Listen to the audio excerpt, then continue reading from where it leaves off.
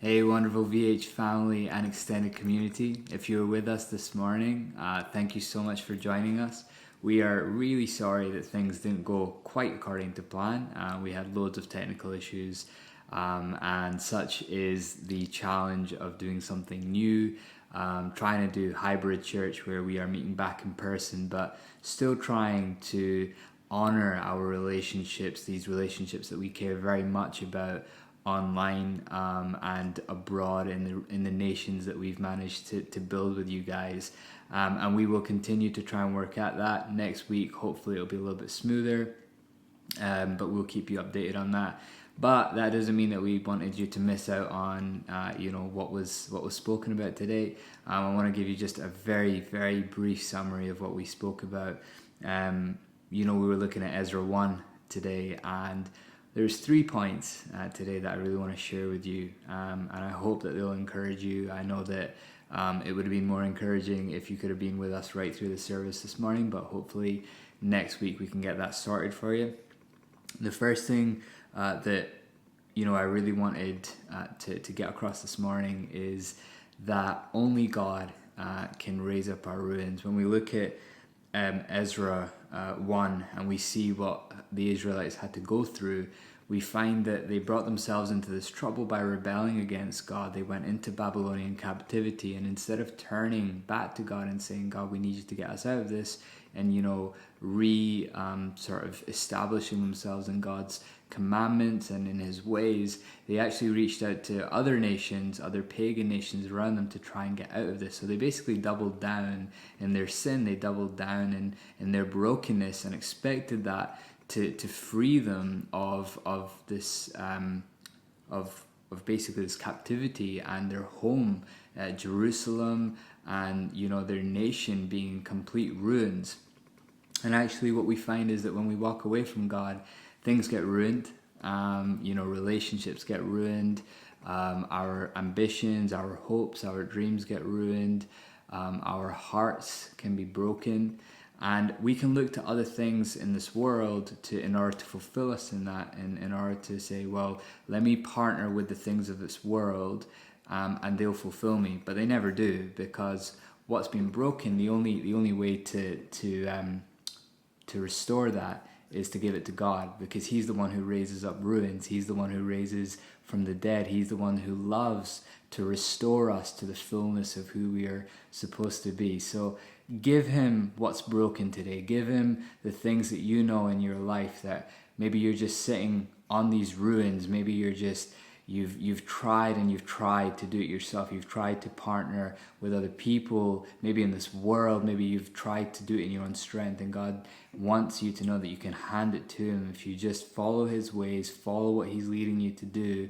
And he loves to restore us, because he loves us. Now, the second thing that we were looking at this morning was talking about in later on in the chapter, Cyrus is actually saying that people should go as they feel stirred to go.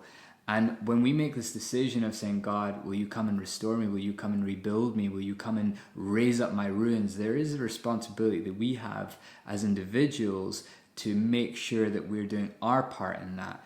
But what is it that would change us, our motivation? What is it that would, it's fair enough saying, okay, God, come and raise up my ruins. But then God asks us to do lots of things. He asks us to follow his commandments. And we then have to ask ourselves, well, why should we do that? What's our motivation? And our motivation is love.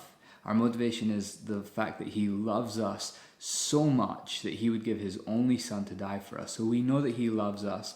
And out of that love, we can then love him. And out of that love, we then see obedience. Love is our motivation, and obedience is the result of that love. And we need to see that when we're stirred to go, we're not stirred to go because we feel enslaved by work in vain, like the Israelites were. When they worked in Babylonian captivity, they were building a kingdom that was not theirs. They were building all this stuff that was not theirs. But at the same time, we shouldn't feel that we are entitled to reap the benefits without the work. That we can't be saying, well, God, raise up my ruins, but I don't want to do anything about it. I just want you to give me the benefits of that. No, it has to be a relational thing between us and God. God calls us and says, I can raise up your ruins, but you need to change your life.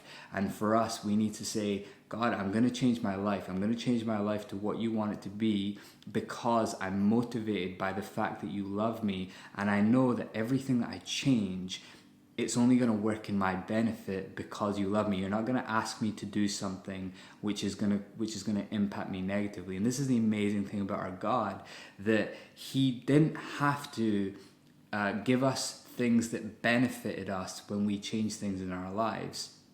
He could have just said, I want you to follow my commandments because I say so. But actually, he gets us to do these things because in his heart, he loves us so much, and he's come to give us fullness of life. And it's an incredible blessing that we have a God who, as he changes us, he does it not only for his glory, but for our own benefit, which is just an incredible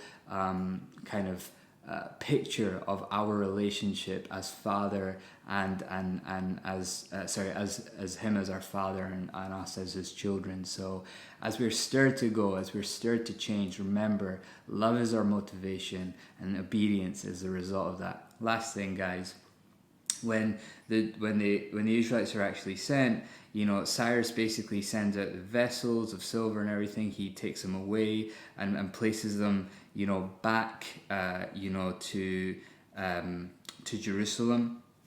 And actually, he has asked that people give as they are led to, and it says in verse 4, and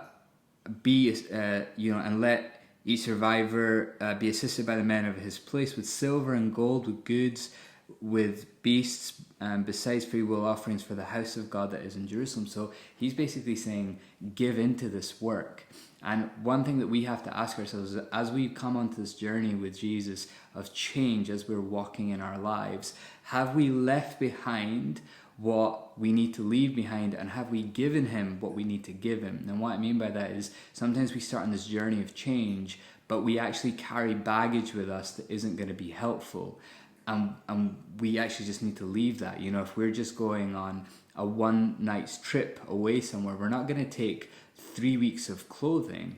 That would be massively unhelpful. It would just weigh us down. It would slow us down. It would be more work. It might even be more cost for us. We're only going to take what we need.